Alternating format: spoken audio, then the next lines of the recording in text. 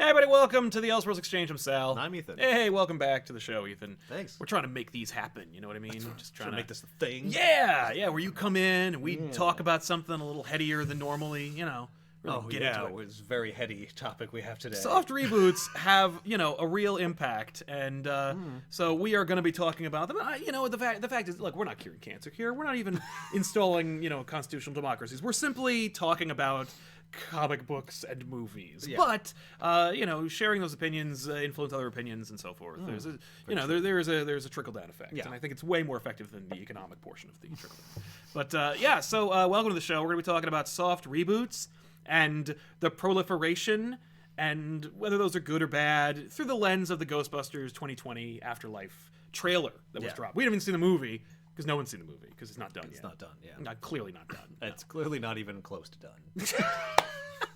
I think they are. I mean, no, they said they were done shooting. Either that or they're just like... No, I think they're burying the lead. They're holding back most of their stuff. Well, unlike most of the marching orders at Sony Pictures, they're actually doing something like smart and thinking forward. Don't worry, it is Sony. Yeah. So the next trick, because we'll talk about that in a second. But before we do, I wanted to mention this show is sponsored by viewers like you out there. If you're watching the show live, sorry if you're watching this after the fact or listening to it, but you know what, you still enjoy the show. But we're talking about the show, and we wanted to mention that if you are watching the show live, if you use the super chats, you can ask a question, make a comment, and the proceeds go to fund this whole grand experiment that has been feeding me for the last few years. Right. And we'll answer the super chats. Oh yeah, no, that too. No, we're just gonna those will be there for posterity. Right. And we'll never look at them. You can ask a question, put a comment in, whatever. We won't.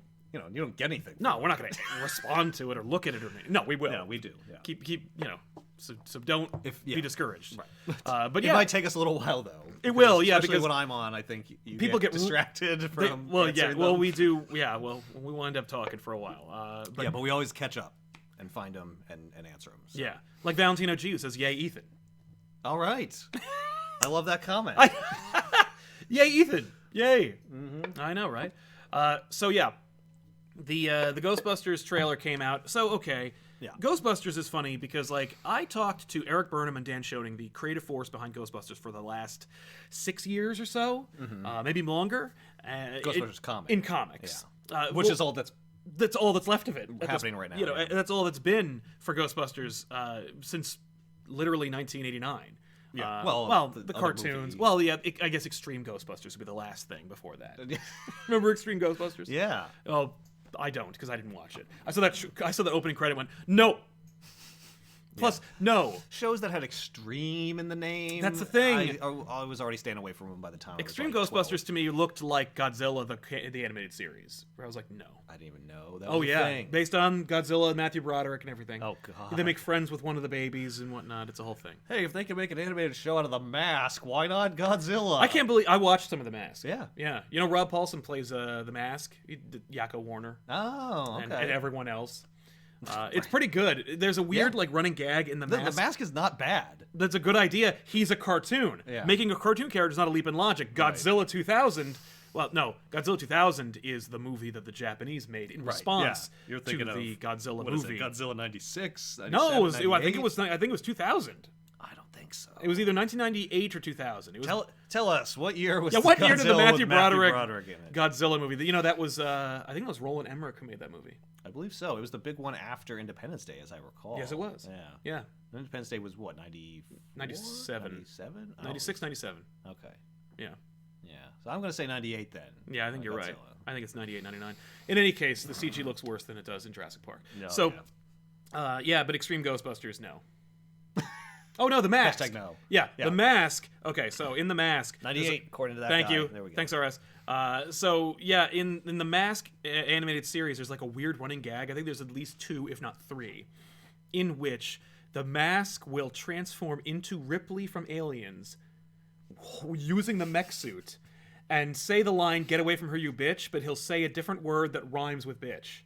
Like witch? Like witch or snitch or glitch. I think the last one he said was glitch. He just said some made up word because at that point he's like, are we really going to do this again? We're going to reference aliens again in this children's animated cartoon that no one's freaking watching in the first place. No. So, yeah. But anyway, Extreme Ghostbusters was a cartoon that was in that same time and place. Oddly enough, not a bad show from what I understand. Oh, really? Ghost Heads are big fans of it. Oh. But that's all getting back to the fact that there was an episode of the Elseworlds Exchange in which I interviewed the two creative geniuses behind the comic book series from IDW Publishing, and it's one of our lowest viewed episodes of the Elseworlds Exchange ever. Oh. I know, and for me that says like no one cares about Ghostbusters. Now when I say nobody, I mean like you don't care about Ghostbusters. Right, our fans. It's yeah. just that our fans. It's just don't that care you about guys don't give a shit, and you're hurting me personally by not watching. But no, for real. But I was worried about putting Ghostbusters on the cover, but the fact is like. The trailer is so popular at this point. Hey, why not strike while the iron's hot? Yeah. If you think that I'm not going to do a Ghostbusters book when that movie comes out, you got another thing coming. That being said, Star Wars though, I'm probably going to skip that for back issues. I'm not going to do a tie-in with Rise of Skywalker because we did Boba Fett for the tie-in with Mandalorian. Again, lowest one in like 2 months. Wow. And I'm like, that's Boba Fett. If the trumped up, inflated value of Boba Fett can't help us out, right? Then me doing Dark Empire 2 will certainly not help you. No. But. Yeah, that being said, the reason why I was worried about doing Ghostbusters now is because of that episode, but that was the last time we talked about Ghostbusters on this channel, but we're going to use Ghostbusters as kind of a lens to talk about the soft reboot. Right, that makes sense. But before we do that, let's talk about the actual trailer. Yeah, we're gonna focus in tight, and then we're gonna expand it out. That's right, like the birth of the universe. Yeah. Okay. Yeah, everything collapses, and then yeah. Under the intense pressure of content, yeah, it explodes into a rich, carnival, complex system of reality. Life. Yeah, reality itself. So but anyway, so what do you think of the trailer? Just opinions. I have complex thoughts on it. Mm-hmm.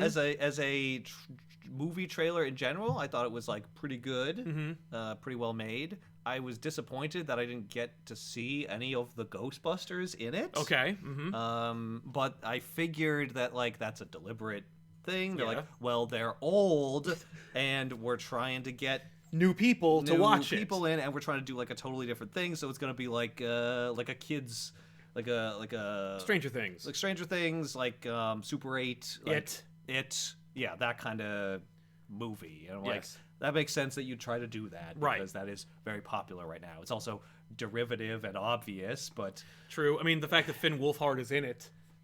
Finn Wolfhard? Wolfhard.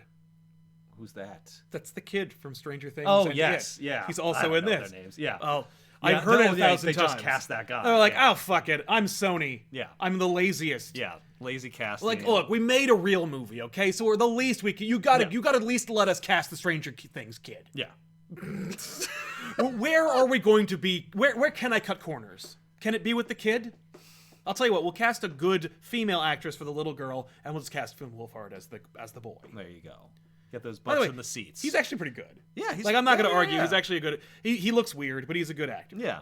So okay. He's not a leading man, but then again, he's not even a man yet. Yeah. True. Technically man. So he's a leading boy. Yeah, a best boy, if you will. That's what that credit means in the trailer. But no, for real. What'd you think? I loved it. Yeah? I thought it was great, and the reason why I loved it was because number one, not mincing words here, 2016 Ghostbusters was one of the worst movies probably I've ever seen. And because it's not just like, oh, it ruined the thing that I like, it also was just objectively not fun. It was like an Adam Sandler movie, like a recent Adam Sandler. Yeah, it was like Jack and Jill. It was like what's that movie with his son, with Andy Samberg, where he plays his son? Remember that one? Yeah, it's like that. Yeah, I didn't see it. No. But in any case, that movie did so much to like strengthen my hatred of Sony, and also like make me go like, oh, well, Ghostbusters is dead. Yeah. Like it cost $140 million to make that movie. Many questionable decisions. So many, but like also obvious. Like, okay, well, Chris Hemsworth's hot. We'll put him in the movie. Like, what are you doing? But this was like and the trailer, the trailer for 2016 Ghostbusters, if you remember, tried to make you think it was a sequel to Ghostbusters because it was like 30 years ago. There were 4 scientists, and then it was like, no, it's total reboot. And they told you it was a reboot ahead of time. So you're like watching the trailer and you're like, wait, did you go back on it? Is it really a sequel? Yeah. No.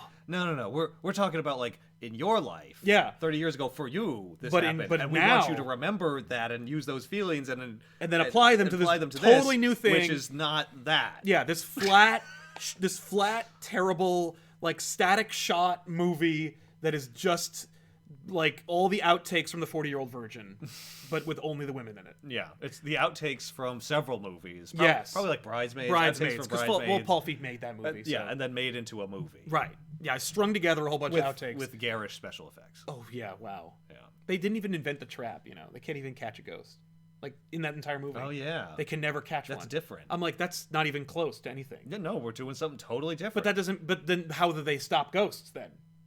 You just zapped them. We obliterate them, right? I don't really know. I don't that remember. Sucks. They're supposed to be dead people. You're obliterating these people anyway. Hey, you do it in the Ghostbusters game. There's some of the ghosts they just get blown up. No, you always smash them against the ground and then you no. Those are the regular ghosts. There's another type. Oh It's like I don't remember the term they use. Mm-hmm. But no. Like.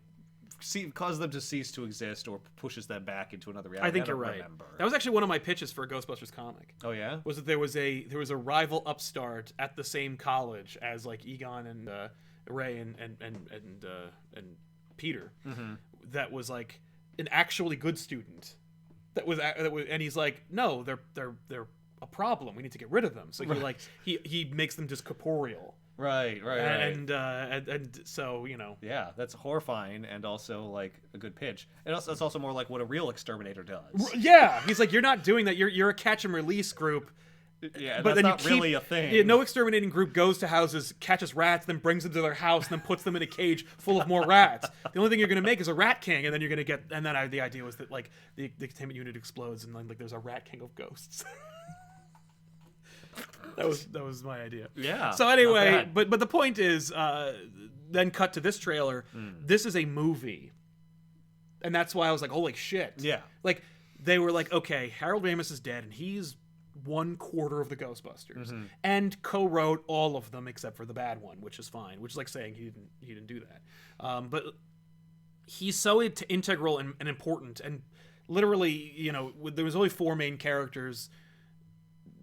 Everyone's favorite is gonna be, well, it's not everyone, but most people's favorite is gonna be one of them, and so you're getting rid of one of them off the bat. Yeah. So let's play with that problem and be like, okay, he's dead. Now what? Right. So we'll use that as the plot. Yeah, but I liked that he's in there because it's like we're not just doing a movie with only 3 of them. Well, There's and we're 3 not of them, and we're also like making the absence of the 4th one like integral to what happens in the movie. Exactly. And I do like that. It's like he's there. Well, and he's the driving force. So no matter, even if you have a scene with Sigourney Weaver, Bill Murray, Ernie Hudson, Dan Aykroyd, like everyone in uniforms shooting like proton packs, which I don't think you'll see in that movie, but even if you do, you'll feel that Egon is there in some way. If not also resurrected as a friggin' ghost from the estate of Harold Ramis, which I also anticipate is going to happen. He'll be like, sorry, and then go away. Like, it'll be the end where like they trap all the ghosts, and he'll be like, goodbye. Yeah, maybe. You did it. Maybe. You solved the mystery of my heart. Kids. Yeah. Now my spirit can be free. I really expect that to happen, and I'm like, that... But I love this trailer, so I'm just going to focus on how good this trailer is. But the idea here being that they're making a real movie. They're like, okay, so Harold Ramis is dead, Egon's dead. What does that mean? Right. And it's 30 years later, so like let's not focus on like what happens when Egon's friends are all in their 70s and they're lonely. Like that's not a movie anyone wants to see. Nobody wanted to see a movie like that when it was Ghostbusters 3 in 1999, and they were still too fucking old. Right. Like. And actually, I like that because okay, it's a movie, right? It's a story about like Egon's family. Well, presumably, it's Egon's family. Like, obviously, let's not bury the lead here, but like it's Egon's family there, and they've inherited his home. Like, and it's not a home. I think it's a property he bought when he was like when he got full into the research of the Shandors and the whole like resurrection of Gozer and the concept of like where ghosts come from. Like he got really into his research, and he's like, okay, well, I'll use my money, I'll buy out of Ghostbusters, and I'll buy this ranch that's near this place that is a hotbed for paranormal activity, and figure it out. And then he died, or disappeared mysteriously. Right. I hope he's dead. I hope it's not that like he was experimenting with trap technology and he got sucked into a trap. Like, oh god, no, because he is dead. So like. You'd only do that if you're going to bring him back at the end. Right, but he's not. They can't, because he's dead. Exactly. Hopefully, they don't just CG in a live version of him. That would be worse than a ghost version of him. I agree. Because at least a ghost version of him wouldn't look wrong. Well, also you would have screwed it up because like he's still gonna be dead though. Like if you make it so that we saved him. Well, what are you gonna do with the next movie? Right. He's still dead though. You're gonna keep make him dead. Make sure to allocate $30 million to just resurrect Harold Ramis and get Maurice LaMarche to do the voice. Doesn't matter. Like no. I don't think they're gonna do that. But it's a real movie with like a real story about these characters, and like I care about those characters even if I don't really have much to go on. And they were really smart about not showing you the original Ghostbusters, being like you could have easily done like the hollow ghostly music or sound effect, and it fades in an image of each of them looking concerned.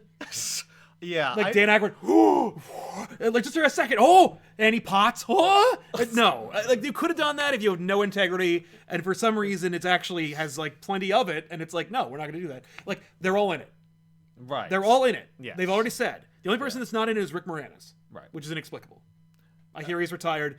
His wife died many years ago. It's time to come back, man. You're funny. It's a whole thing. But you know what? You don't need him. No, Louis Tully was fun, and I love him. Yeah, but like. And he's the best part of Ghostbusters 2? Yeah. I got my law degree at night school. Well, that's fine, Louis. We were arrested tonight. Yeah, what's interesting about that character is, like, if they had never made Ghostbusters 2, I feel like no one would expect him to be in that. It's like, well, no, he was just a character in that movie. He lived in that building. Dana moved. Yeah. It's like... That's it. Yeah. But because he was in both of them, it's like, well, he's been in all the Ghostbusters movies. And in the cartoon. Oh, there you go. Yeah. So... Well, he's also. It is a little weird that he's not there, but like whatever, we'll survive. Yeah. I would have liked to see them in the trailer. I wouldn't have wanted that. But I that's just the only wanted, thing like, that they could a have done. shot from the movie. What's of amazing them, is like saying something funny. No, no, because I want to see. I want to be like, I want to know ahead of time if it's going to be crappy. If it's going to be garbage. No, because like I think the fact they're not in it is an indication that it's not going to be garbage. Because they didn't do the trick easy to make you think that it's not garbage. It could be a trick. I mean, but they shot a lot of interesting things to trick you. Like it's like we want to trick them, but we want to make what we're going to do is we're going to hide it in a good movie. Like well, no, here's the problem. Accidentally make a good movie. If Bill Murray just phones it in and there's no good shots of him, it doesn't matter what else you do. That's gonna ruin the movie. He phoned in the video game. Yeah.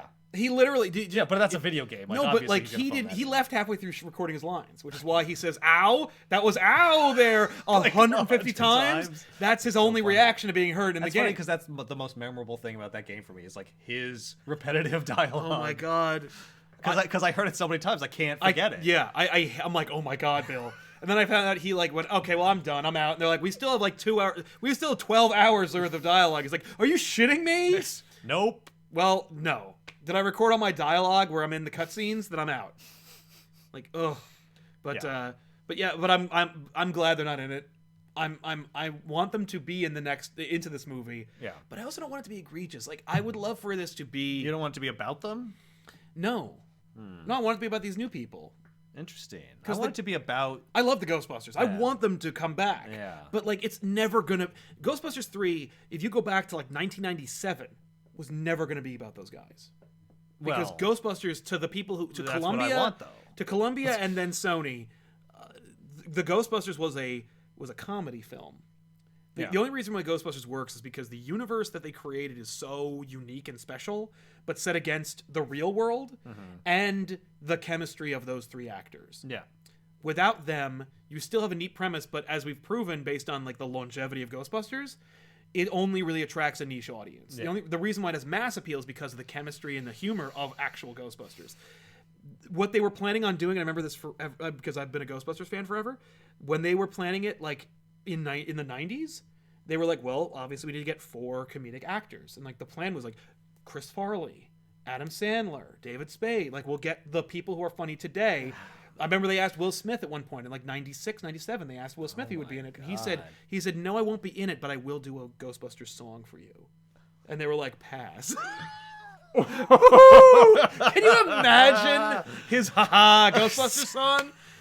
I guarantee it'd be better than that awful, was it Fall Out Boy who did the 2016 Ghostbusters song? Oh my god, that's right. Yeah, it would be better than that. It would be better than that. At least it would be... Well, it would been 90s Will Smith, who was like, you gotta admit, as terrible as Wild Wild West is, that song, which is, of course, derivative in and of itself, but still... it's fun. Yeah. It's absurd, right? But that's part of the appeal. So like, yeah. The other irony, by the way, now I want to hear the Will Smith Ghostbusters. Me song. too. You know, if you're Will Smith, you know, singing is different from like making a whole movie. So it's not like if you're Kevin Smith, you like just go ahead and make Clerks 3 for fun. Like no, but if you're Will Smith, like you can just record a Ghostbusters song. Yeah, like, they should do that. Right? They should not tell anybody. Yeah. And get him to do it based on the fact that there was rumors and they had asked him to do it. They should ask every hot artist of each decade they were going to make a Ghostbusters 3 to do a Ghostbusters song. Yeah. And then just to collab. Oh no! Like We Are the World, where Will drops out, and then like I don't know, Sarah McLachlan drops in, like you know somebody from that era. Hole plays a song. I'm just thinking of people who did songs for James Bond. Yeah. You know, but no. Yeah, no. Anyway, so the point is, the trailer I think was really good. Right. I really liked it, and it was its own thing. But but see, my concern is that I knew they were going to do this. I knew it was going to be like, oh, it's young people picking up the Ghostbusters. I heard that too. They were like, it's kids. I'm like, fuck you. Yeah. Well, the problem for me is that it's like that's not inherently a bad thing, but it suggests that their focus is on building a franchise because we know they are that Sony is like desperate for some kind of franchise, and I don't like that as the driving force behind a film. Me either. That sucks. I agree. And when they created 2016 Ghostbusters, they made a whole company called Ghost Corps. Yeah, that was going to handle the movies. They were going to make a CG movie starring the original Ghostbusters, like getting everybody back. Be like, there, see, like, what are you, crazy? Yeah. So that is my concern. It's just that like that impetus is clearly there, and if it was just about the Ghostbusters, that'd be like impossible and insane. Yes. So it would just be like, look, this is just a one. Right. When we're Can done, you we're just gonna imagine make if a fun movie. No, I just wanted to make a movie. It's like Space Cowboys or or Grumpy Old Men. Yeah. You know, we're just gonna use the comedic antics of these actors, and it's like they're in a home. You know, like I don't know. That's what I want. I want like a $30 million movie with just the Ghostbusters, and there could be other characters, obviously, but like that it's focused on them and dealing with like being old and not and the fact that their whole driving force of their income was predicated on running around and being young. Yeah. I don't want to see that because you know why? Because Kingdom of the Crystal Skull is a thing, and as it turns out, I don't want to see Indiana Jones be old. Yeah, but Indiana Jones did the same thing. It was like, oh, we got to get the young guy, and the replacement going. We had both. We had old Indy and young and replacement. That's what we're gonna have in this Ghostbusters movie because they're gonna be in it, right? But both those things had George Lucas at the head. Well, that is a key difference, yes. Well, and also like Shia LaBeouf, who is objectively terrible. Yeah. And I know that like people are gonna be like, "Oh, that's actually subjective. You don't mean that." And I'm like, "No, I don't. I'm making a joke." But like, name 5 projects you think Shia LaBeouf has been great in. I guarantee he's been in 10. The one you're thinking of is Holes. He's great in Holes. Yeah. But anyway. No, I don't want to see them be old. I mean, like, we're going to. Yeah. But I don't want to be about them farting and, like, peeing in bags. No, what? I don't want that. Well, that's what you're going to get, because that's the only thing that Hollywood thinks is funny when it comes to old people. Or them having sex with Aubrey Plaza or somebody. You know, Bad Grandpa starring Robert De Niro. Yes. Or Bad Santa. With, old... what's his face? Billy Bob Thornton. Yeah. Yeah. Bad Ghostbusters. Was that what the Space Cowboys was? Was like old diaper jokes? No, and so but forth? well, I think they did make diaper jokes because, of course, like you have to wear. Well, they're a in diaper. Space, so it's like, they already wear one every day anyway. I think that's Clint Eastwood's joke. I think he says that in the trailer for Space Cowboys. The jokes write themselves. They really do. You know, but so what do you? Well, anyway, okay. the point is, I'm almost proud of them. Like Sony's like, I made a real movie. Yeah. And you know what? Like if you made a real movie. And the irony, of course, being that Paul Rudd's also in it, and you could have gotten Paul Rudd in 97, 2007, that's right, 2017, and he could have been a Ghostbuster anymore. That's true. He could have actually been the only Ghostbuster. Yeah. Arguably right now is the best time to get him, which is kind of weird given like where he is in his 50? career. Yeah. But he's like hotter now than he's ever been. I know. It's outrageous. It is. But Good for him, though.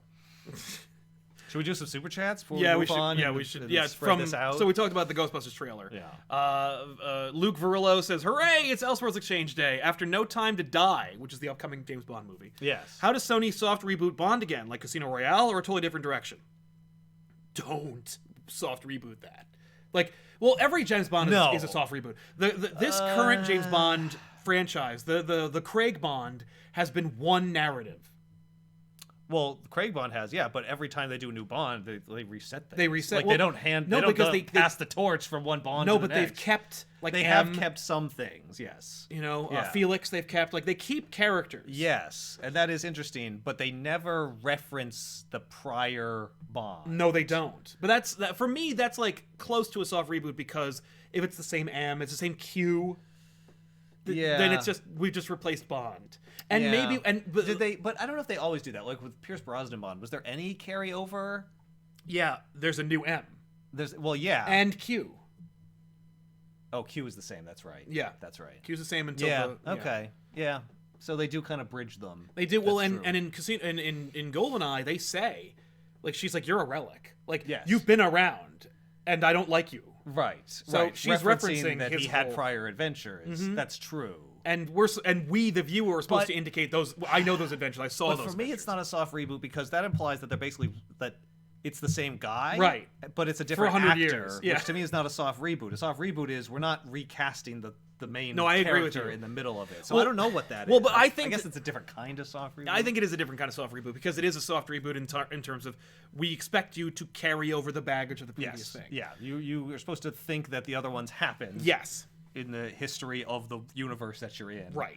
And it's not like Casino Royale and the Craig Bonds is, I think, the most like a reboot, except that M is still Judi Dench. Yes. Which is actually the most frustrating and confusing, because Casino Royale, he's new. Yeah. He's fresh Bond. Yeah. Which, if you wanted to say, and they could have done it with Skyfall, and they didn't. The 007 is a designation. Yes. If you're a man and you become 007, you change your name, and your name is James Bond. James Bond, now. yes. And we've had James Bonds throughout. Maybe that ruled they out. They never in say the Daniel Craig Bonds. I think they. I don't. I think that they don't. They go out of their way to not explain it, which I think is their way of saying that that's not how it is. Right. But they don't consciously decide to do that. That's more like a fan theory that like is not explicitly necessarily refuted. Although there's flashbacks in Casino Royale to when he's younger, and if they call him Bond there, then it's out the window. Yeah. Plus Bond's whole backstory, because they were like, "Oh, Bourne's a thing when we started this." Yeah. So you have a tragic backstory like fucking Jason Bourne. Yeah, well, but that's arguably what they do all the time, because they're always updating it with like modern tropes. I know, you're right.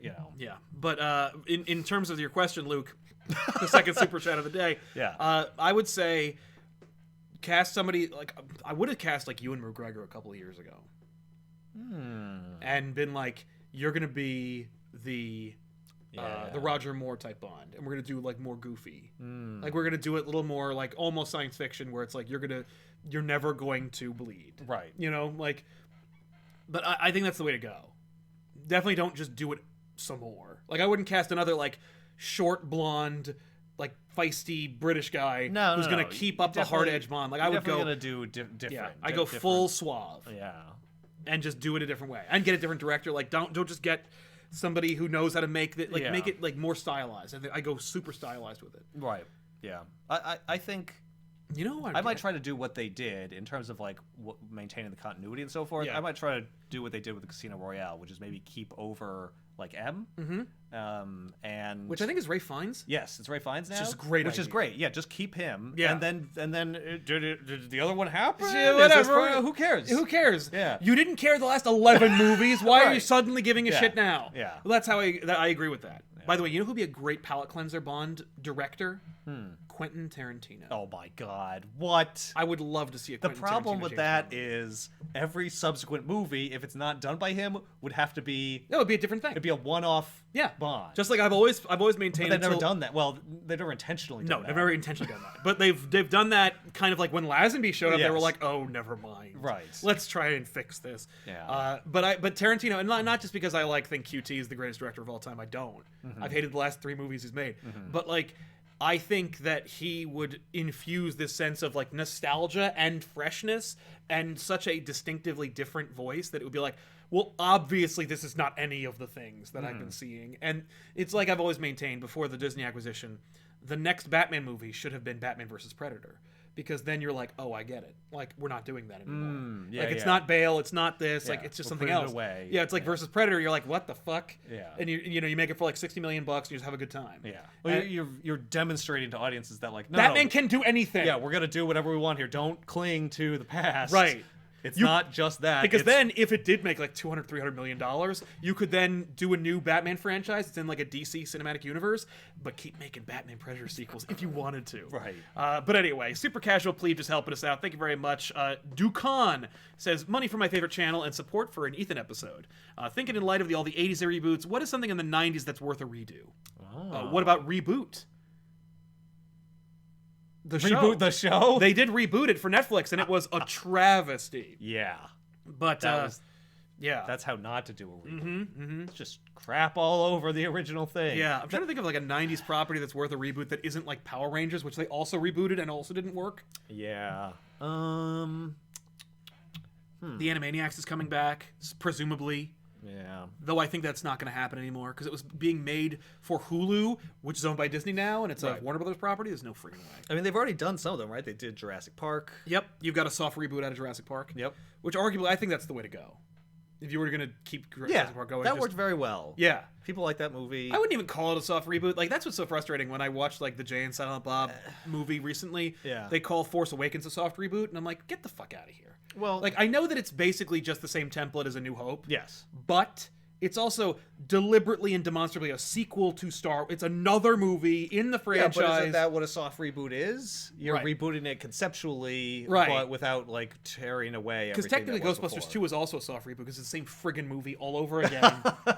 Literally, it's the same movie shot for shot. But it's not like tonally updated. Much. No. Yeah. Whereas like Force Awakens definitely is. Yeah. Like it's a modern movie, but that might just be a factor of like the amount of time. I think it's just the fact that they were making it now. Yeah. They were like, well, we can't help but doing it. Plus, they had J.J. Abrams do it. Yeah. I mean, Star Trek had that too. Soft reboot from Star Trek. Yeah. Now that's an interesting one because unlike Force Awakens or Jurassic Park, it basically does obliterate what came before, but it still happened because of time travel. Yes. And alternate like realities. Right. It's actually worse than a soft reboot because it says not only is this like undoing what you liked, but the thing you like can never happen again. Yeah, we destroyed it. We literally destroyed it. Yeah. It'd be like, it actually would be worse than them like wrecking Vulcan or blowing up Romulus. It'd be like, no, in the wake, when Nero's ship goes through the wormhole, it like sends a shockwave that obliterates the reality from the previous. Yeah, well, I mean, the reality of Star Wars that Star Trek, the old Star Trek, is as gone as Marty's nerdy parents in Back to the Future, which is to say, forever gone. Yeah, they are replaced by something new. Yeah, that time, Marty, when you and your parents like went to that like park you love because you couldn't afford to go out to dinner. Yeah, those memories are yours and yours alone. You could never commiserate with anyone for that again. Yeah. Yeah, is the ending of Back to the Future so great after all? Yeah, you have to get filled in on the last 18 years of your life. Every common thing that you shared with your parents. Yeah, these are new people. These are the only thing you have in common with them is the adventure you shared with them for a few days in 1955, which you can't tell them about. Yeah, like decades before you were born or met them.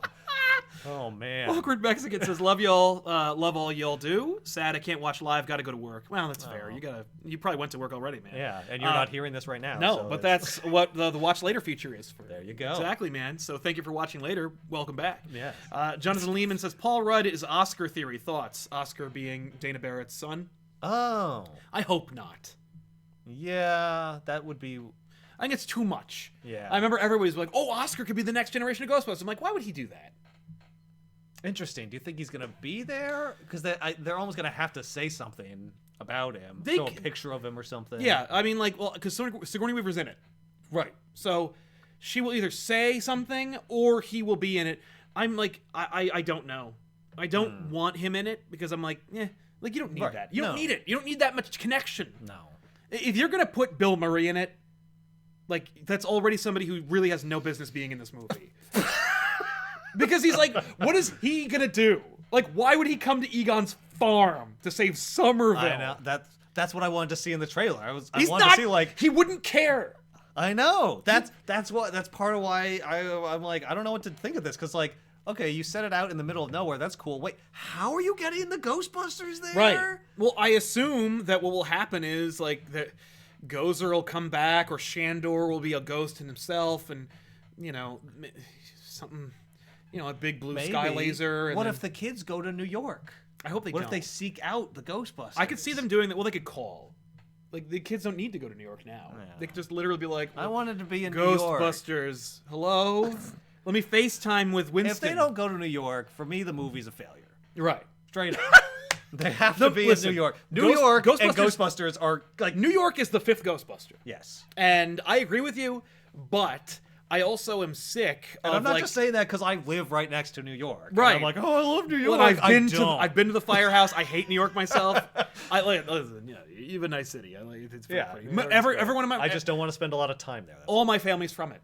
There you go. I'm like the only one who's the redheaded stepkid of that place that is, like, dirty and gross, and it's hard to get to, and it's a pain in the ass, despite the fact that it's, like, shorter in distance to get to than, like, Wild West City.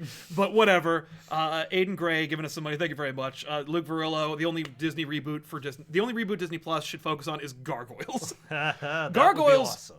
You can do anything with Gargoyles. Animated series, CG animated series, live action movie. Mm-hmm. It's evergreen. It's a great property. It's so, like, simple. And what's even best is, you know, no matter what, you're never gonna put a dude in a suit for Goliath. So you just get Keith David to play him every time. Oh yeah, that would be an awesome live action movie. Yes, that would generate buzz. I think so too. Yeah. Once they run out of, like, movies that they did. Yeah. You know, Aladdin, Lion King, Lady and the Tramp. Yeah. Mulan, all that. Once they're done. Maybe Gargoyles. Why not Gargoyles? And Tailspin. Live action Tailspin. Live action Chip and Dale Rescue Rangers. Okay. The Disney Afternoon gets a whole Bonkers. Who Framed Roger Rabbit 2? Bonkers. Roger Rabbit's dead, and Bonkers has to step up. Because Bonkers is just a total blatant ripoff of Roger Rabbit to an actionable degree. Like, we've already talked about Bonkers more than anyone has ever talked about Bonkers in the last 20 years. Easily. Yeah. By the way, watch the intro to Bonkers and go, oh yeah, they were just gonna make a freaking Roger Rabbit animated series, and they were like, never mind. Because the guy who plays Roger Rabbit's annoying. Like, not to watch, to work with. So they were like, nah, fuck it, just get Jim Cummings to do it. JWT Cosplay 2016 Ghostbusters felt like an SNL sketch. Yes, it did. Yes, but, like, a really, really, really terrible one. Well, yeah, like one that's not really very funny. Yeah. Which I guess is like most of them probably. It reminds me of the sketch when they got Jeremy Renner to play Hawkeye in that sequence where he's like, I'm out of arrows. And you're like, that's a funny idea. And then you see it executed and you're like, that sucks. And you can't do it because, like, no one looks like their counterpart. Like, it's just really stupid. It was funny for like a second. And it's when like he says I'm out of arrows, like, ha! And then I'm like, but then there's nothing else funny in this. Yeah. Other than you had one joke. You can't make a whole sketch around one joke. And they did and it's like an 8-minute sketch. It's horrible. So yes, I agree. It is like an SNL skit. Except no, it's not, because SNL skits are not improvised. They are rehearsed.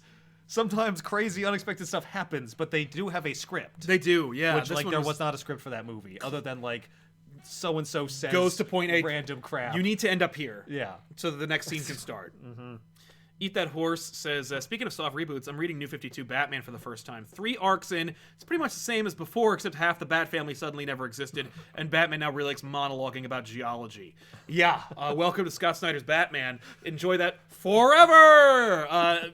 The fact is, Snyder and Johns were, like, unaffected by the New 52 whirlpool. He was like, just do what you were going to do no matter what. And he's like, okay, here you go. Like, no, there's, like, the Court of Owls, like, the history there. It doesn't matter if Batman's new. Yeah. I'm like, what? Like, oh, it's just a new villain. Okay. Did he show up before or after Poison Ivy? Like, no. Yeah, no, it is just... Jeff Johns and Scott Snyder did not have to change anything because they wanted to keep those two people happy back then. Yep. Which is why it feels like there's no change. Yeah, and that kind of, like, reveals the, like, inherent lie of New 52. Yeah. Where it's like, you don't have to throw away everything. No. You didn't with Batman. Or Green Lantern. Yeah, but with everyone else, it's like every time everything else that is broken. Sucks. Oh, no, we had to get rid of all of it because it's a whole new universe. Well, That's why it's all gone. No, it's not. It's all gone because you chose to get rid of it. Oh, plus Rebirth. Like, the fact that, like, over the last 8 years of DC, they've been, like, trickling in or adding things, or they even told their creators to not make references to pre-New 52. The fact is, the universe hasn't been rebooted, so it is still the New 52 universe, and all the stuff you remember and like, they picked and chose what stayed and what didn't. So it's like, yeah, no, it was just a bunch of bullshit. Yep. And they didn't have a plan or a through line or a manifest. Like, there was just, it's just a bunch of buzzwords to get people to buy more of our books. Mm-hmm. Caleb Paris, do you foresee any misplaced outrage from people who think that this new Ghostbusters is trying to downplay the all-female reboot? I hope not. I mean, the fact is, we should downplay the all-female reboot because it was just so terrible. But, like, it had nothing to do with being women. I think I've seen a little bit, like a very small flare-up of a reaction where they're like, what will help mitigate it is don't compare it to the reboot. Like, don't talk about the reboot in terms of like, see, this is what happens when you cast women as in no, that's the wrong argument. Yes. Well, yeah, and here's the problem. Okay. Do I foresee any misplaced outrage? Yes. From fill in the blank. Yes. There are 300 million people in this country.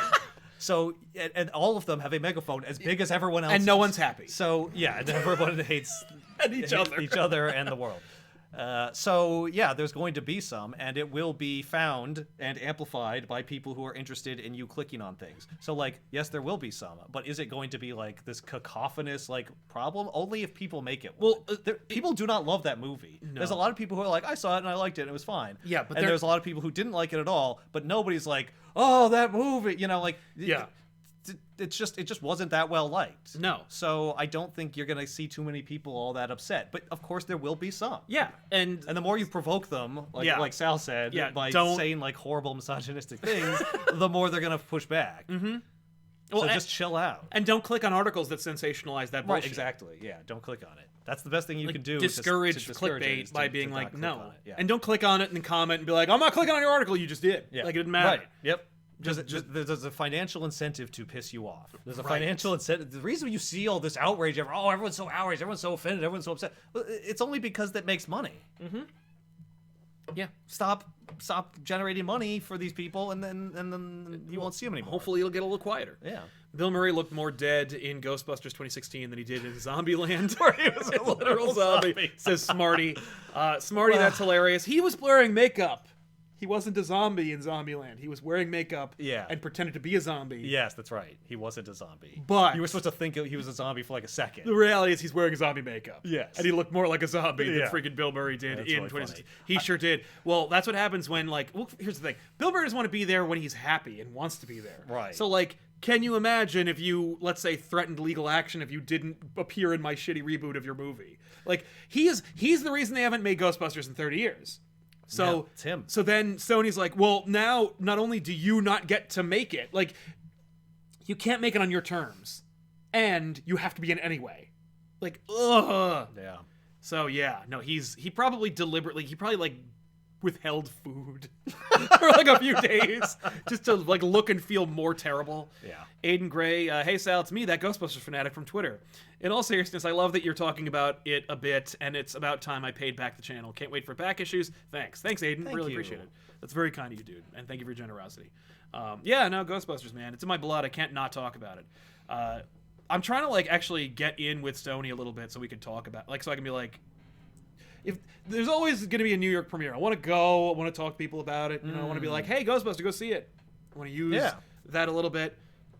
If Comic Story can go to London and talk to Tom Holland about Spider-Man, he did. Well, actually, he sent Dan to do it. But the point is, he could have. He sent Dan to do it. It's like, I want to talk to Tom Holland. We have the same birthday. We have an in. We both love Spider-Man. We're both willing to call Bob Iger and cry about it being Spider-Man. Eat that horse. I wonder when Sony and the other conglomerates will realize they need to do more than just making The Force Awakens with their random 80s IPs.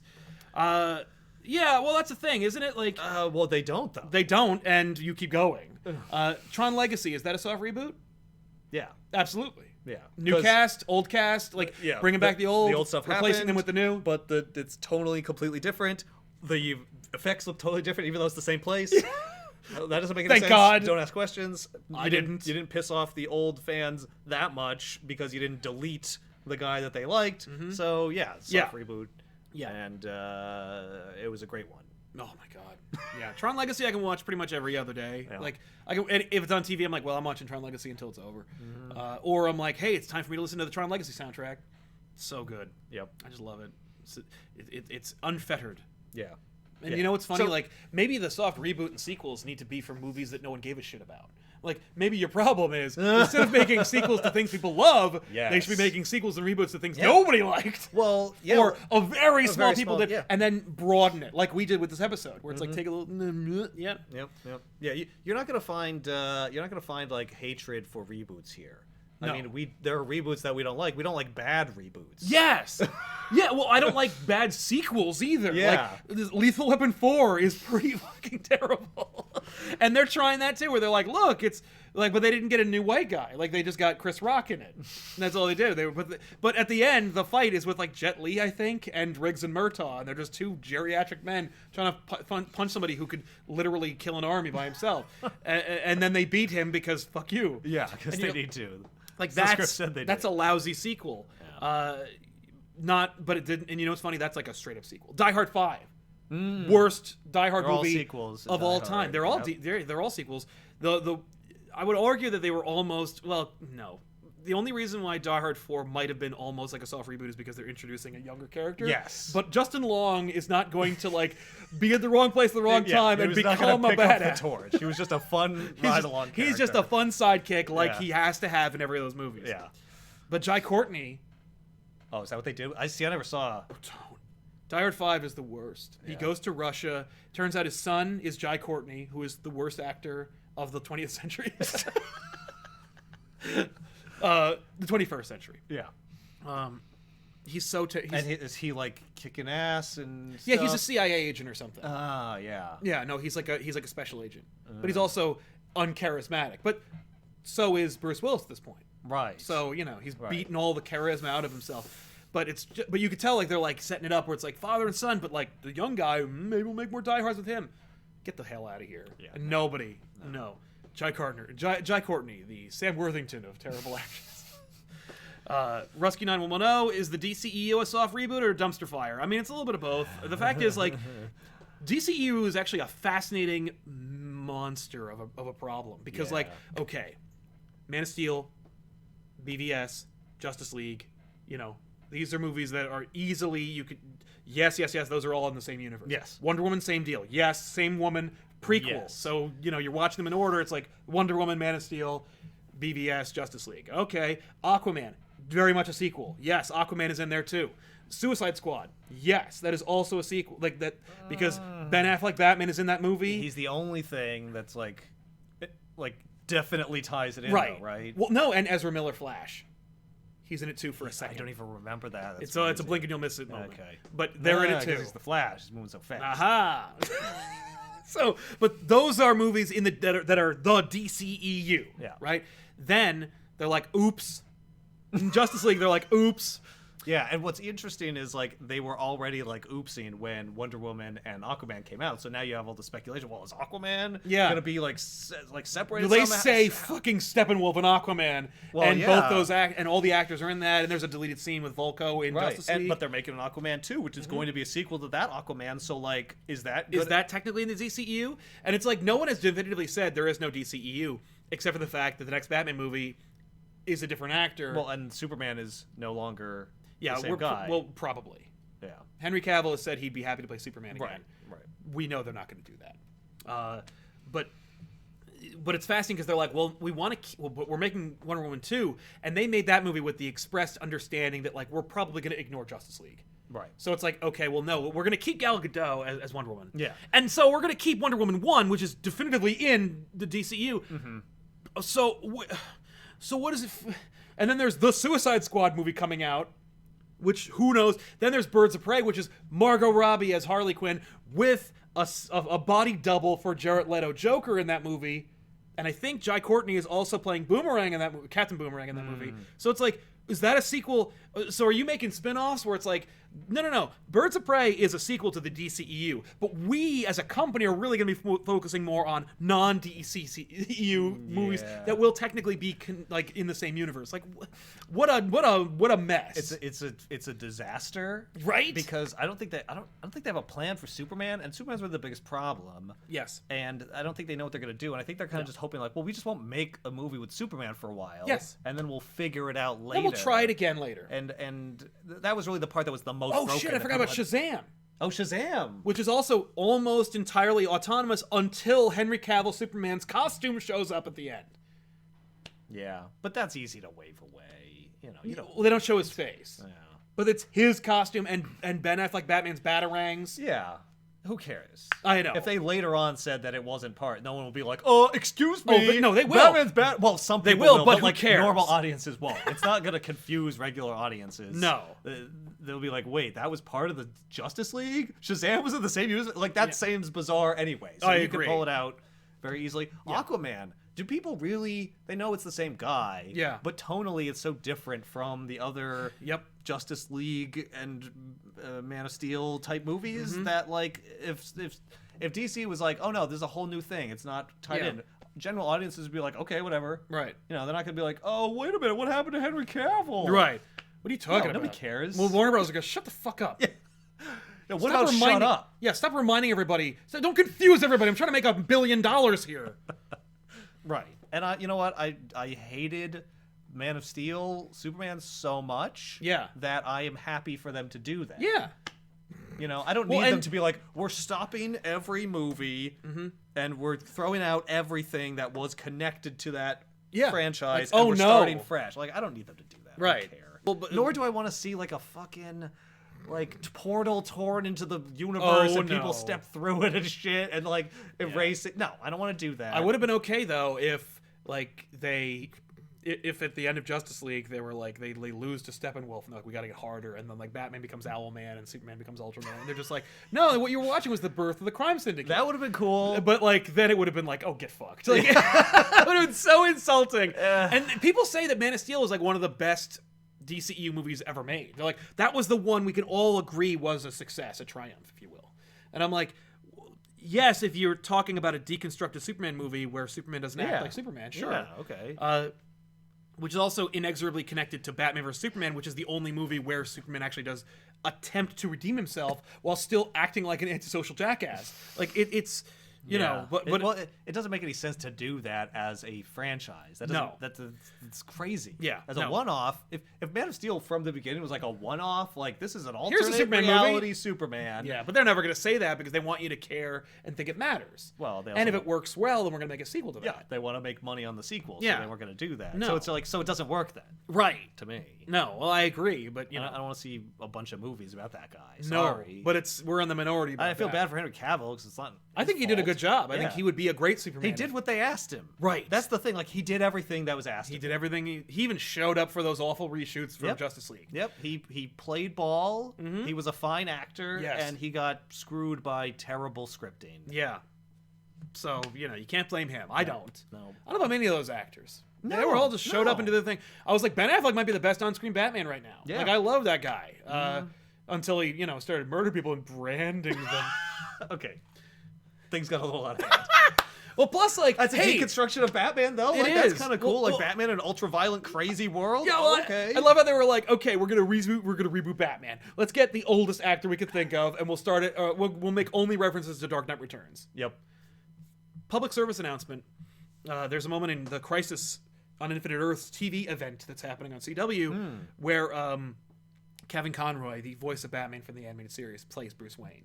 Like an old retired Bruce Wayne. Really? Great idea. Awesome. And they put him in the Kingdom Come armor. Oh, that's cool. Yeah, they ruin it, but it's really cool. All right. So, but he quotes what everyone thinks is Batman versus Superman. Because in his universe, he did something to Superman. I don't want to spoil it. Oh, okay. But, like, they're like, oh, see? Like, they're making references to Batman versus Superman. it's actually a verbatim quote from The Dark Knight Returns. And that Zack Snyder ripped off and used in BVS. And I'm like, oh my god, no, there's a comic book that's better than that movie that has all those lines you like. Yep. And Zack Snyder did not write those lines. Frank Miller wrote those lines, which, has its own can of worms, but but at the time it was those genius. that mattered. And but like it's literally a line where he says like, I bet your parents told you were special. You always said yes to anything with a flag or a badge. And I'm like, yeah, that's the line. And then there's the other one where it's like, my parents taught me a different lesson, lying in the street, that the world only makes sense when you force it to. And I'm like, yeah, that's from the comic. And they're like, no, it's from BVS. And I'm like, oh my god. So no, it's from the comic book. And actually it's a more accurate quote from the comic book. So it's not a reference to BVS. I like that. Yeah. The show is doing that. I have no interest in that show, but no. That's cool. I like that. You wouldn't like it. I like that they're trying. It is. Oh, Brandon Routh plays Superman. I know. And he's wearing Kingdom Come Superman costume. But it's not Kingdom Come Superman. Oh. It's Superman Returns Superman. It's Superman Returns Superman? Yeah. It's a sequel to Superman Returns. It's if he had gotten older. What? Yeah. More than that, it's not just a sequel to Superman Returns. It's actually a requel to Superman Returns in which, no, you know how like Superman Returns undid Superman 3 and 4? Yes. No, now Superman 3 and 4 happened and also Superman Returns. How? It just did. Oh. Like the Superman Returns is like an in-between movie between Superman 3 and 4, but also there's like, we don't reference the kid. Right. So it's like if Superman 3 and 4 happened after, and the kid just wasn't there. Right. Well, he just wasn't there when that stuff we was cut out the most happening. egregious part of Superman Returns, which is the stupid annoying kid. So okay. It's like what? Because he makes a comment where he says like, actually, I've fought myself before, and I'm like, oh my god, that's a Superman 3 reference. Oh, that's cool. It's fun. Yeah. And Routh. I also ended the Cold War. Right, and I fought a sun clone version of myself. And one time I got my powers taken away, and inexplicably I talked to my mom about it instead of my dad because my dad wouldn't show up. Arius says, glad someone outside Canada remembers Reboot. Reboot! Smarty, horrible improv can kill a movie do you agree? Yeah. Yes, we've seen it happen. We've seen it happen multiple times. I saw it happen. JWT Cosplay Superman Returns is a very underrated soft reboot. Agreed, it is a soft reboot. I would call that actually a requel. Yes. It's a retry at a sequel. They're like, well, we want to keep 1 and 2, but 3 and 4 are bad. Yep. So we're going to retry. It's a requel. Everyone likes those two. Nobody likes those two. We're just going to cut them off. Excise those. Yeah. What's another example of that? Right? Aliens, I think. And Predator. Like, Predators... No. Predators can be anything. Yeah. But the Predator... No. AVP... Prometheus is a requel. Because... Prometheus has Guy Ritchie or Guy Pearce. I never remember which one's which. The actor and the director. Guy Pearce. Guy Ritchie is the director. Yes. So Guy Pearce plays Wayland, but an AVP movie, Lance Henriksen plays Wayland. Mm-hmm. So no. Right. So Prometheus is a requel to Aliens. Yes. And an unmaking of... And actually they unmade Alien 3 because Wayland's also in that, and he's also... played by Lance Henriksen, but it's not him. It's like a descendant of Wayland or something like that. Yes. And what about the new Terminator movie? Terminator movie is also a requel. Yeah. Because Terminator Dark Fate undoes Terminator 3, 4, and 5. Yeah. And actually Terminator Salvation tries to... Terminator Salvation is also a requel of 3 because Catherine Brewster is technically in it. Right. But she's played by Hollywood legend Bryce Dallas Howard. And... but it's Catherine. But they don't say Catherine Brewster. They say Kate. Yes. As a way of being like, it could be. Yeah. But why didn't you get Claire Danes then? Yeah. Because, Terminator 3 is also a requel because you recast friggin' John Connor. Well, no, that's just a crappy sequel. Like fucking Dark Knight Returns or Dark Knight is a sequel. Why wouldn't Terminator Salvation be a crappy sequel to Terminator 3? Well, because they recast. If you can recast people and it's still a sequel, that's Dark Knight. Dark Knight replaced Maggie Gyllenhaal and Katie Holmes. Yeah. That doesn't undo the momentum of those movies. I would say... Terminator 3 and 4, Terminator 3 and Salvation technically could be part of the same universe. Yeah, they just had to recast one of the characters. Both of the characters. Both of the characters, that's right. Well, yeah. 3 of the characters. Because John Connor's been cast 3 times in 2 movies. Yeah. And then again in 5. And then again in 5, yeah. Oof. And they recast everyone in 5. The T-1000, Sarah Connor, John Connor, Kyle Reese. What a disaster. Also replaced Kyle Reese with Jai fucking Courtney, the human stem cell. But right. Yeah, Dan S. Would Matrix 4 be considered a soft reboot? I guarantee they will. I guarantee you Matrix 4 will be a soft reboot. You think? Yeah. It will not be that. How do you think they're going to do it? Next generation of people. New one. So they're not going to get fucking Keanu Reeves? Oh, no, they will. Well, then what? That's like a Force Awakens soft reboot, where it's like, no. Well, the next generation will go looking for the one. I see, yeah. And then he'll show up and he'll be like, I'm not the one anymore. I died. Trinity, is she still dead? Oh, yeah, she'll still be dead. Oh, okay. But her consciousness will be alive in the Matrix. Yeah, you're right. That's exactly what it'll be. That's what you think they're gonna get friggin' Lawrence Fishburne? Lawrence Fishburne? Yes. That'd be cool. Yes, I do. He was on Conan like 2 days ago, and he said, I can't talk about Matrix 4. Oh. So Matrix 4 is like Fight Club now. Well, any movie you're working on. Yeah. David Harbour couldn't talk about him being in a Marvel movie until it was revealed that he's the Red Guardian. Right. Which, he looks great, but he should have been Benjamin J. Grimm. Oh. Yeah. David Harbour is the thing. I'm like, interesting. Yeah, I could see that. It's too bad I won't. No. But instead he'll play like a Russian superhero that fine. will probably die at the end of Black Widow. Because they're not going to put Red Guardian on the Avengers, so that's the end of that. Nope. Caleb Paris, back to your James Bond bit. I always imagine those movies follow a sliding timescale like Marvel Comics does. Yeah, kind of. Yeah. Yeah. Tevye Smolga is Superman Reborn, technically a soft reboot. The comic?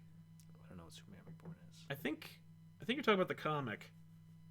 In which case, no.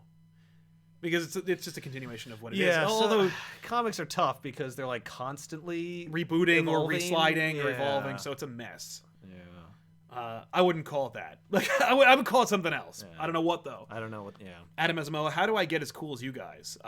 Go outside and do other things, and then you'll be way cooler than us. Because I'm sitting here in a nerd cave talking about fucking Ghostbusters. And other franchises. You're already winning, but no, yeah. Thank you very much for your kindness. Yeah. I appreciate it. I assume you're speaking. There's no manual. Yeah, no. Yeah. I don't think that's a real question. Hopefully not, because you're cool. Yeah, you're way cooler than me. Trust me.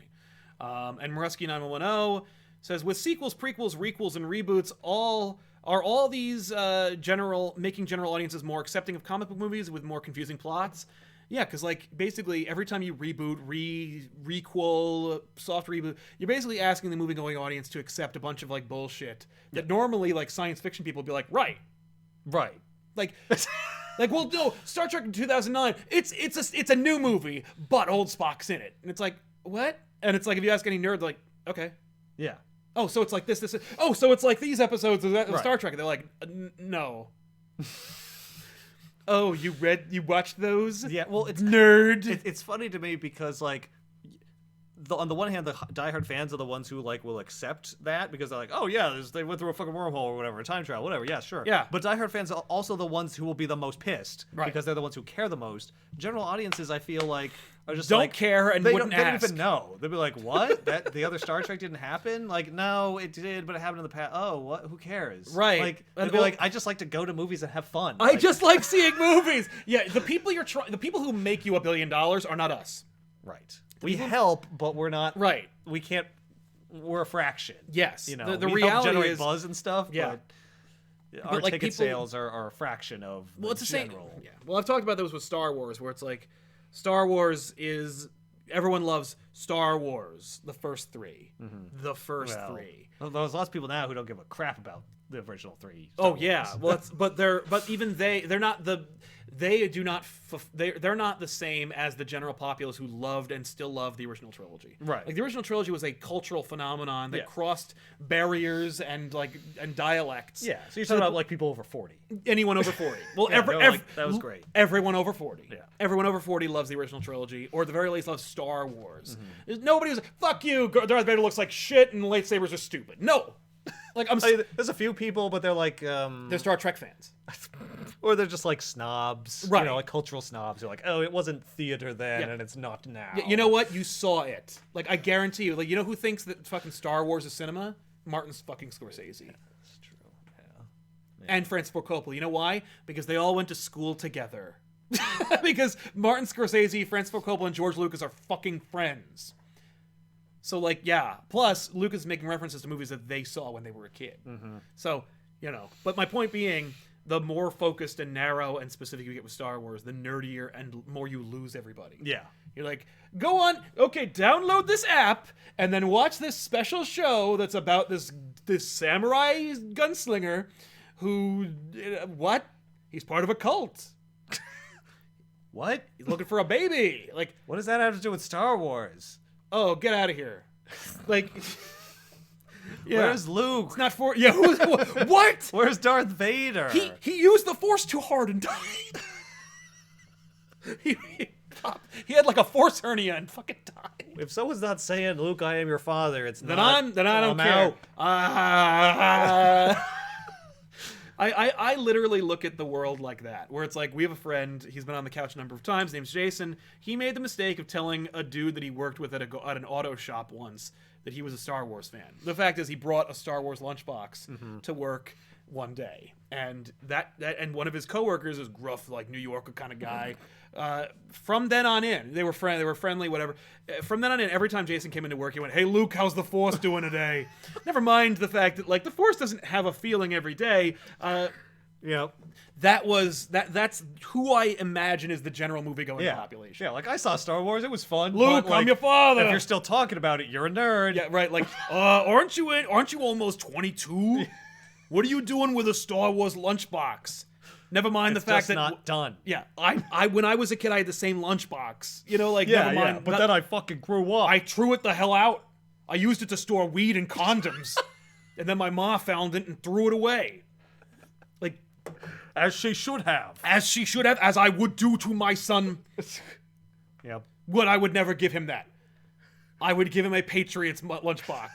Well, wait a minute, but you liked that when you were a kid. Why? When I was a child. That is childish bullshit. Yeah, but your kid is a child now. Shouldn't he be able to enjoy those things? He should be a man. I just wanted a miniature version of myself. I see. Yourself now, not yourself when you were a kid. Oh, yeah, no. I was an asshole as a kid. Not like now. Luke Varillo, Feige called the multiverse the next step in the MCU. Is the MCU's way of rebooting Fox properties like Fantastic Four and the X-Men? I think it's a horrible idea, and I think you should not say those things because it's only going to make people upset. He called the multiverse the next step? Yeah, like phase 4 or 5 will be the multiverse. So the multiverse of madness really is like a gateway to a whole expanded universe. I think it's a horrible fucking idea. Because, like, you know what the multiverse is not?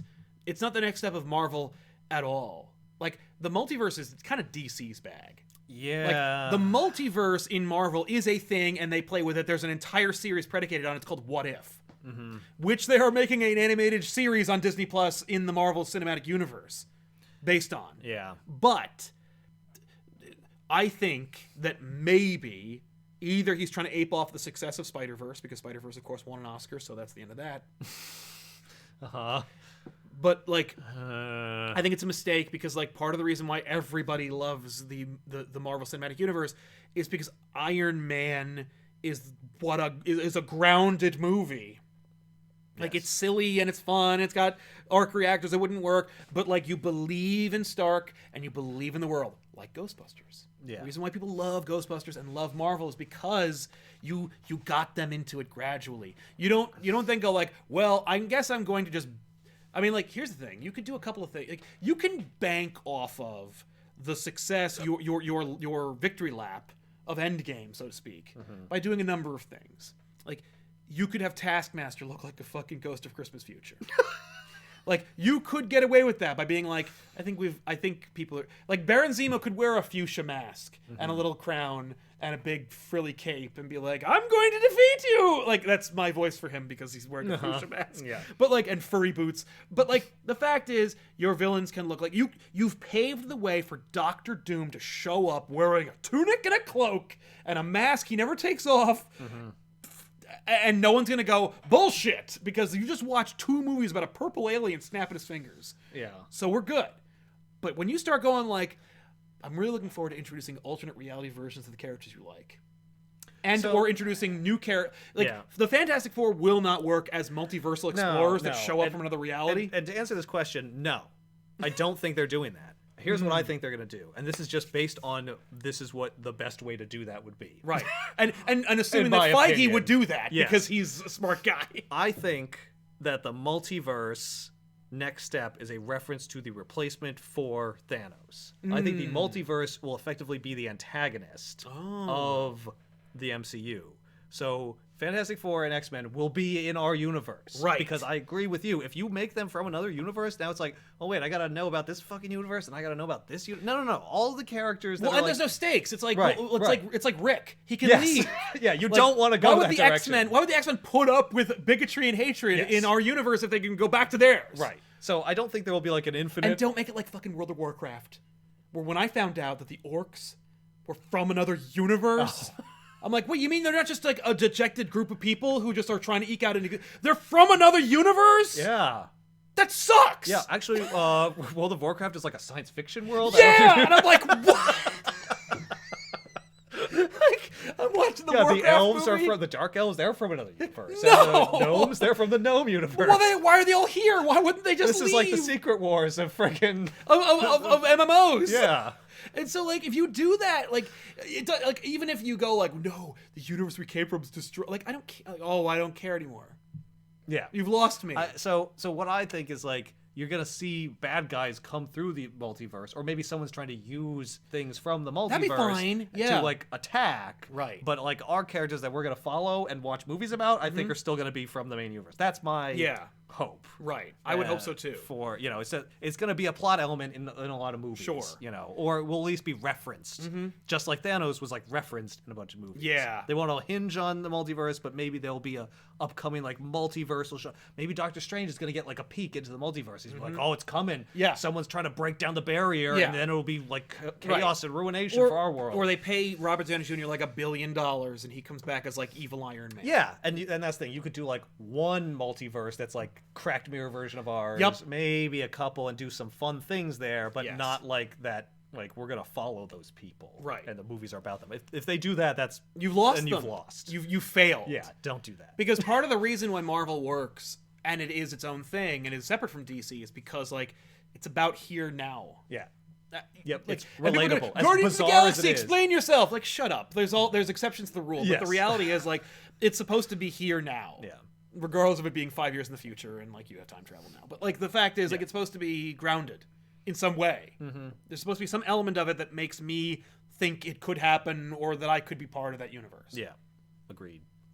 Once you go, like, once you get, like, into the Rick and Morty territory of, like, there's an infinite reality and, whatever you do, nothing you do matters, then you've lost everybody. Yeah.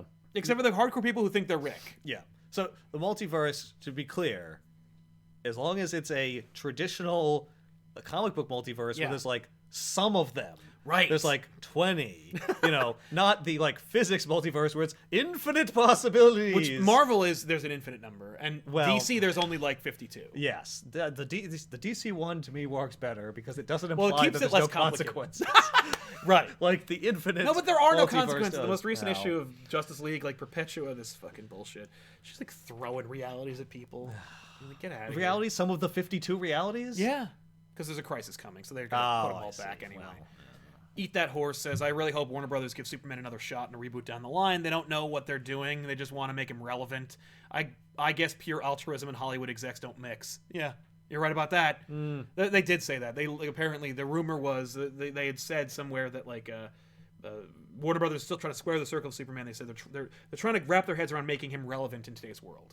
And I'm like, eat shit. And then Neil Gaiman chimed in and said, you don't have to make him relevant. You just have to make him inspiring. And I'm like, well, Neil Gaiman is a brilliant writer.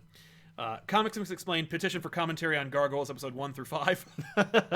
Yeah, maybe one day. I mean, Silver Surfer didn't really do well, so we'll see what happens. But we got to get some DC stuff in there first. Some friendless bastard donating because Sal's impressions are just great.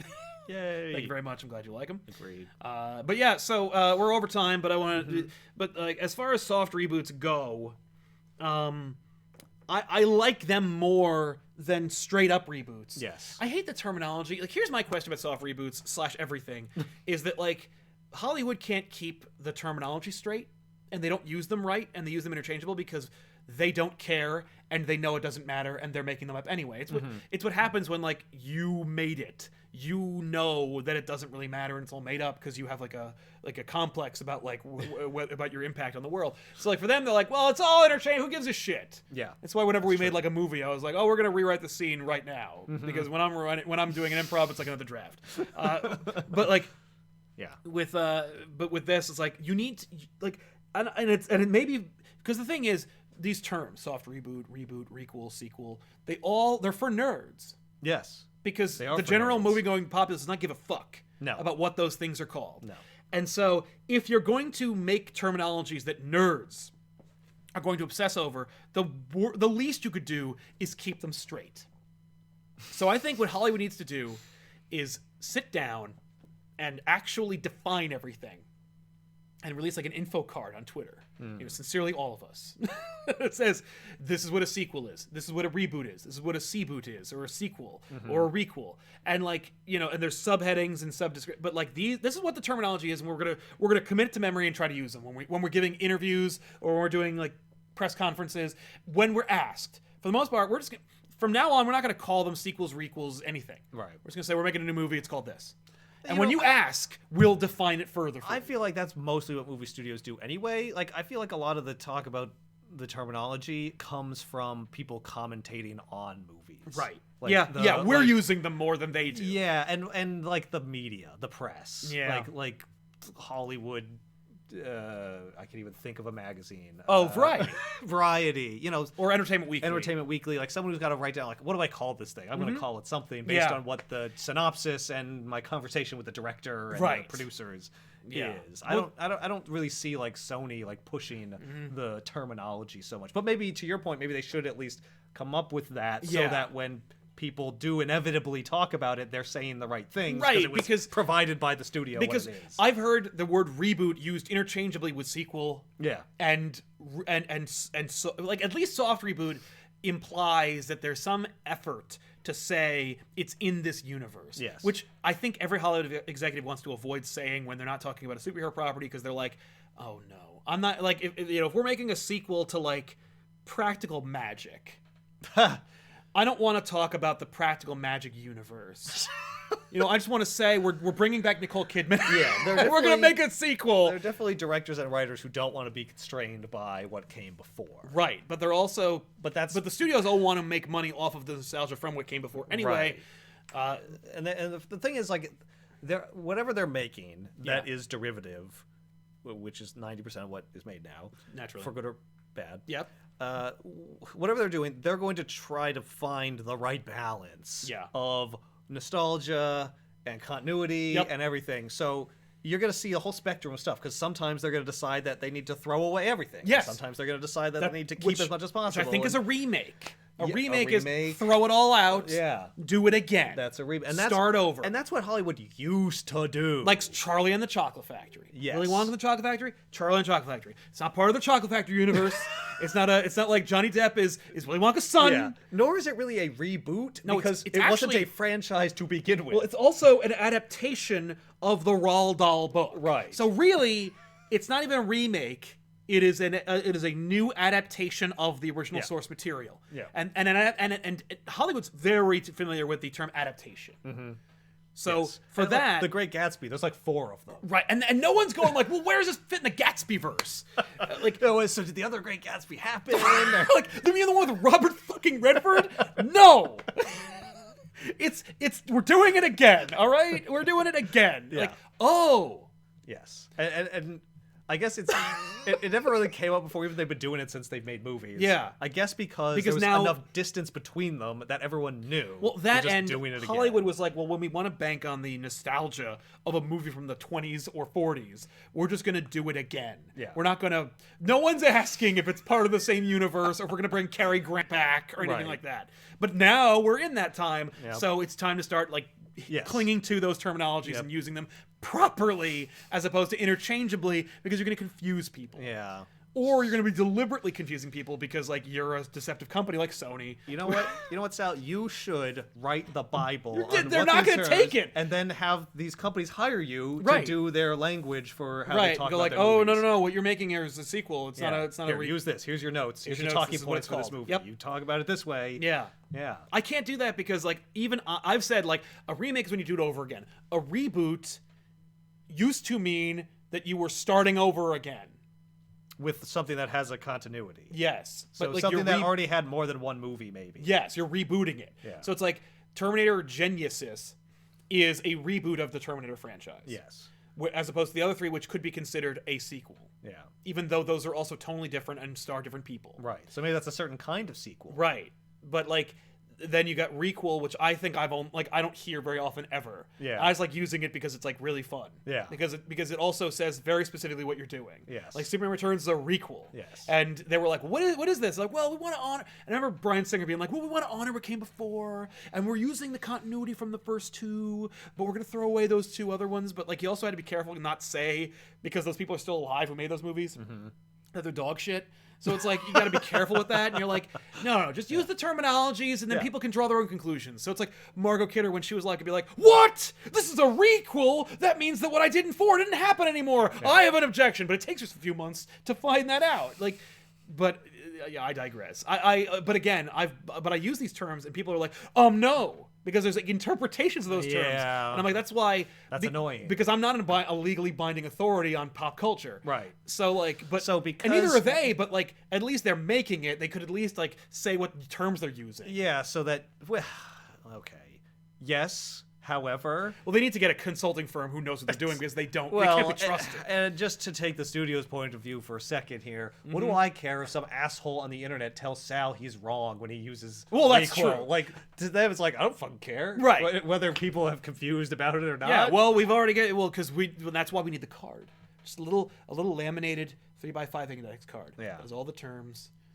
And examples, e.g. It would make it easier for those of us who are trying to talk Big about time. your upcoming movies that you presumably want us to talk about, if you could provide a consistent framework. That's what I'm saying. Within which to discuss it. Agreed. Yeah. So, but maybe someone should write like a Wikipedia article I'm about sure all these terms. I wonder if there's a TV tropes or Wikipedia about them. Yeah, where we could like say like, hey, everybody, this is the what article we're all gonna use. Yeah. I'm going to just steamroll ahead and use this link every time I'm talking about it and stop bothering to correct me. Every comment that corrects me, I'm just going to link the article. Link to the article. Yep.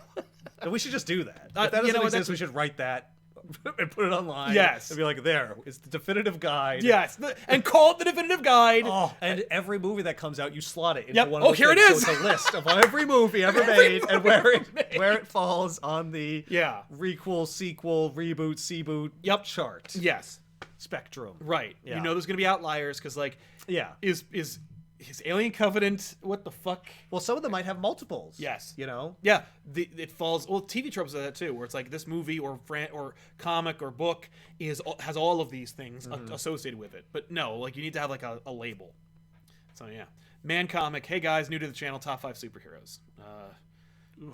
Batman, Spider-Man. I'm a big, like, Philistine, so it's like Spider-Man, Batman are my 2 favorite superheroes. Right, and then there's everyone Superman, else.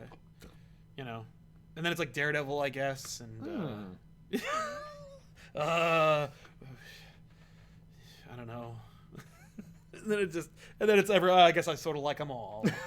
I guess I like all of them. Except for, like, Guy Gardner, I guess. Okay, yeah. Right? Maybe. There's probably a few you don't like. Mm-hmm. Yeah, it's easier for me to list the ones I don't like. Right. Yeah. Like U.S. Agent. For everyone. But yeah. I like Batman. He's probably number 1. Mm-hmm.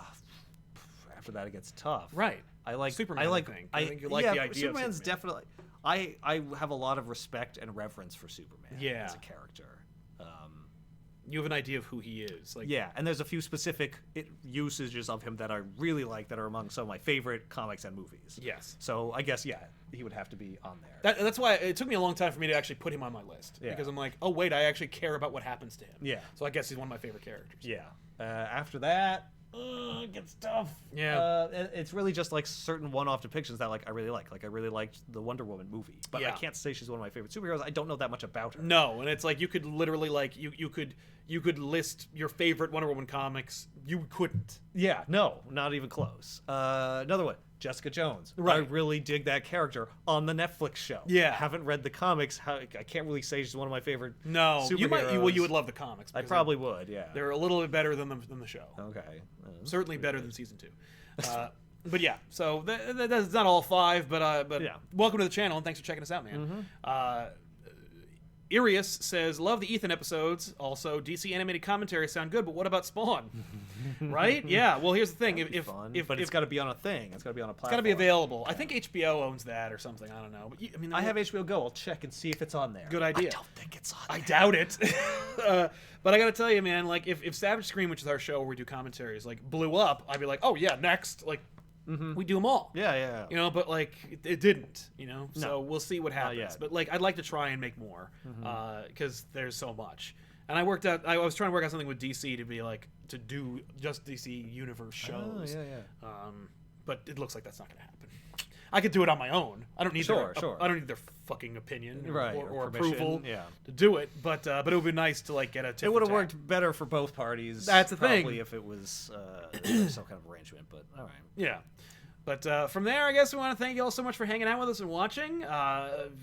Ethan, thank you so much for joining me again. Thanks for having me. Good conversation, yeah. And we'll see you guys next time with another episode of Elseworlds every Wednesday, usually after 5, but like, around after 3 p.m. Eastern Standard Time. I want to give a special thank you to our super chatters who sponsored today's episode. We're lucky to have you. Thank you so much for all your generosity and your great comments and questions, and for keeping this conversation going. If you like Twitch and video games, go to twitch.tv/ComicPOP and watch Tiffany play the Fallen Jedi Order.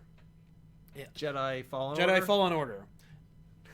It's the new Star Wars game. But a Jedi that there's no friggin' way he makes it at the end because like it's set before A New Hope and he doesn't help Luke. Maybe he goes to a planet and sits alone. Like Yoda did. Maybe. No. But go check it out. But he must die. He must die. I remember being like, I remember like with those prequels, I'm like, well, they're all gonna die though. They can't. None of them help Luke. Yeah, I'm trying to remember now what happens at the end of Force Unleashed 2 to the character. Because I'm like, well, they didn't kill him. Wait, did they kill him? I really don't remember. They killed him at the end of the first one. Yes, and then they like then they cloned him 1,000 times. Didn't they clone his girlfriend too? She died too. No, she didn't. Did she die? I don't think she died. Or she was in his head? No, she died. Did she die in the first one? Yeah. Oh. Well, she's in the second one, but she wasn't a clone, I don't think. I don't even remember. I don't know. Well, anyway. I could see where they're just like, oh, no. Who knows what happens to him? Right. Well, I guess you'll find out another day. Yeah. Maybe in a book. He doesn't join the rebellion. I mean, I assume he couldn't possibly, and not die. You know, so it must be that either he dies. Right. Or he goes away. And he gets stranded there. Yeah. Those are your options. But it's a fun game. I'm sure it's fun. Yeah, the droid is the best part. There you go. But we'll see you guys next time. Thanks a lot for watching. And later tonight, we'll release back issues. It's after the stream, like after Tiffany's stream. Then we'll release that. So stay tuned. It's a lot of fun. That's it. So long. Thanks for watching.